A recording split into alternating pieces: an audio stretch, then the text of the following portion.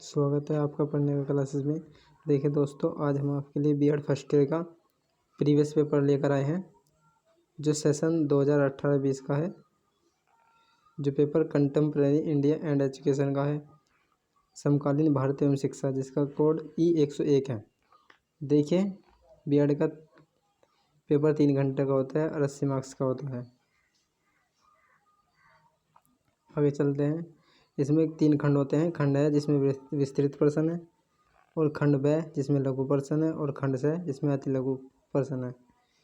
प्रत्येक प्रश्न 16-16 अंक का है। दीर्घ प्रश्न देखिए नोट, इस खंड में 3 प्रश्न दिए गए हैं। खंड ए में प्रत्येक प्रश्न में आंतरिक चयन का विकल्प है। सभी प्रश्नों का उत्तर दीजिए। प्रत्येक प्रश्न 16 अंकों का है। तो प्रत्येक प्रश्न 16-16 अंकों के हैं। प्रश्न नंबर 1 है, प्राचीन भारत में शिक्षा की प्रमुख विशेषता क्या थी? वर्तमान भारत में एक प्रभावशाली राष्ट्रीय शिक्षा प्रणाली विकसित करने के लिए किस सीमा तक उनका प्रयोग किया जा सकता है? देखिए 8+8 मार्क्स का है, अर्थात कहने का मतलब यह है कि 8 मार्क्स का होगा आपका प्राचीन भारत में शिक्षा की प्रमुख विशेषताएं क्या थी, और 8 नंबर का ये तो हो गए कितने 16। आगे चलते हैं। या भारत में अनिवार्य तथा निःशुल्क प्राथमिक शिक्षा से संबंधित कौन कौन सी समस्याएं हैं? इन्हें दूर करने के लिए उपाय सुझाइए या बताइए। देखिए दोस्तों, ये जो पहला प्रश्न है अथवा में है, या तो ये करना है और या फिर ये करना है, दोनों में से एक करना है। आगे चलते हैं। प्रश्न नंबर 2।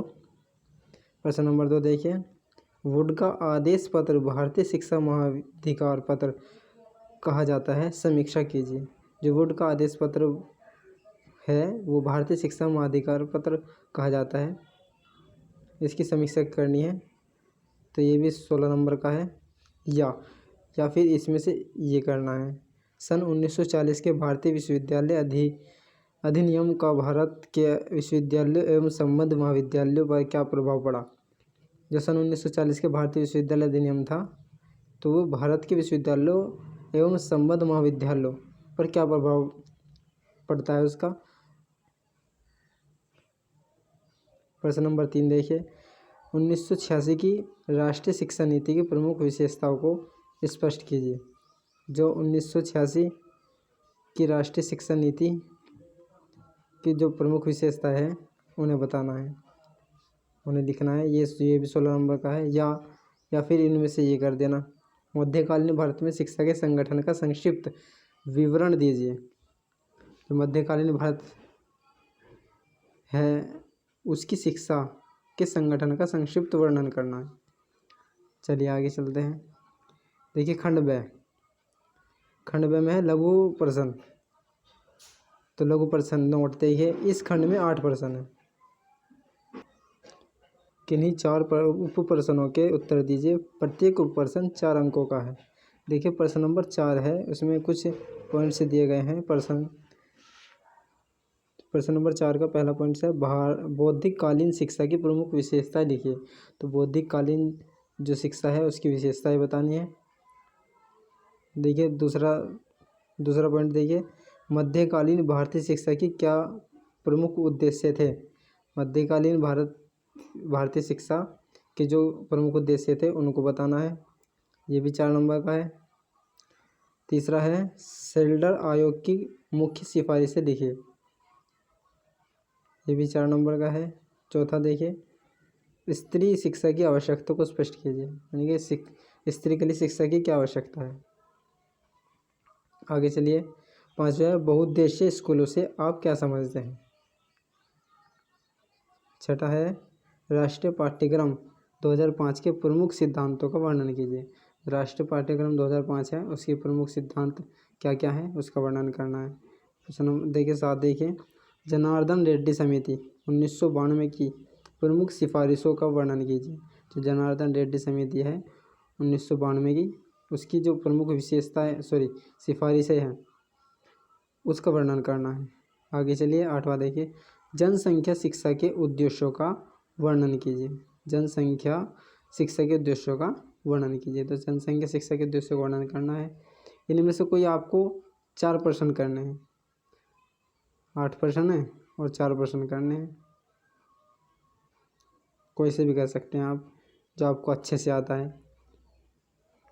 देखिए खंड से है वस्तुनिष्ठ प्रश्न।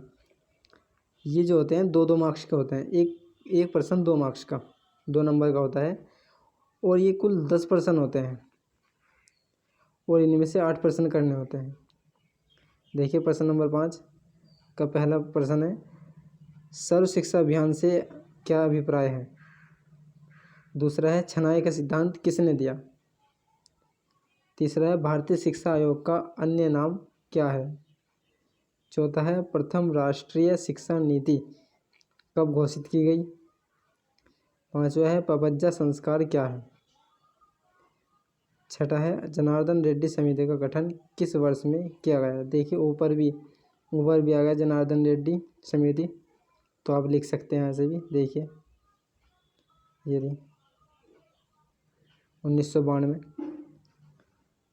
ठीक है दोस्तों, चलिए आगे चलते हैं। 7वां देखिए, राष्ट्रीय ज्ञान आयोग का प्रतिवेदन कितने भागों में विभाजित है। 8वां देखिए, 15 अगस्त सन 1995 को कौन सा राष्ट्रीय कार्यक्रम शुरू किया गया था। 9वां है, शिक्षा का अधिकार अधिनियम कब लागू हुआ था। और 10वां है, जनसंख्या शिक्षा के कोई 2 उद्देश्य लिखिए। जनसंख्या शिक्षा के कोई 2 उद्देश्य लिखिए। तो इनमें से आपको सिर्फ 8 करने हैं। ये 10 प्रश्न है, कोई 8 करने हैं। ठीक है दोस्तों, देखिए जब आप लोग अपनी तैयारी करेंगे तो प्रीवियस पेपर को ज़रूर देख ले एक बार जब तैयारी करें।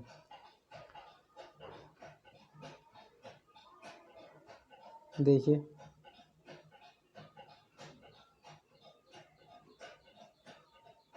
ये खंड ब है।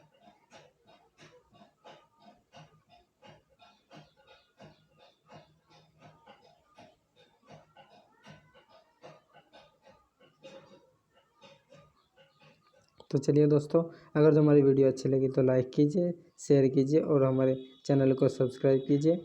मिलते हैं आने वाली वीडियो में। धन्यवाद।